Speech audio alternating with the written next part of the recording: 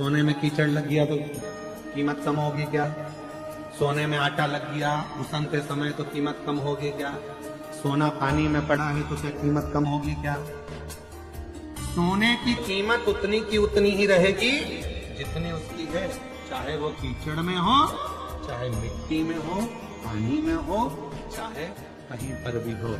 उसी तरह शिव महापुराण की कथा, चाहे तुम्हारा दिल लगे चाहे ना लगे, अगर तुम शिव पुराण की कथा में पहुंच गए हो, समझ लेना शिव की दृष्टि तुम्हारे पर पड़ना प्रारंभ हो गई। ना बाबा जी ना, सोने की भी कीमत घट जाती है। अगर आप उसे मिट्टी में फेंक देते हो, उसे कीचड़ में फेंक देते हो, तो बिल्कुल सोने की कीमत घट जाती है।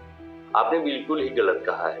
आप सोनार के पास ले जाएंगे तो वह उसे घिसेगा, फिर से चमकाएगा, और जब वह घिसेगा तो उसके ऊपर से सोने का कुछ छिलका निकल जाता है, और जिसके बाद वह चमकने लगता है, और जो छिलका निकल जाता है उसका वेट कम हो जाता है, जिसके कारण सोने की कीमत घट जाती है। और रही बात मंत्रों की, आपने बोला कि अगर मंत्र कोई भी आदमी सुन भी ले तो शिव जी की कृपा उस पर पड़ जाती है। तो हजारों सालों से आपके ही जैसे पंडित पुरोहित ऋषि मुनि मंत्र सुनाते आ रहे हैं, और चिल्ला चिल्ला कर लोगों को सुनाते आ रहे हैं, और आज तक किसी का दुख कम हुआ, किसी के ऊपर शिव जी की कृपा हुई।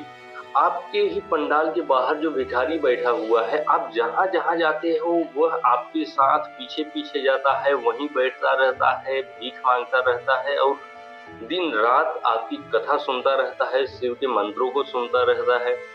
तो आज तक तो उसके ऊपर शिव जी की कृपा नहीं हुई, तो आप कैसे बोल रहे हैं कि सुनने मात्र से किसी के ऊपर शिव जी की कृपा हो जाती है?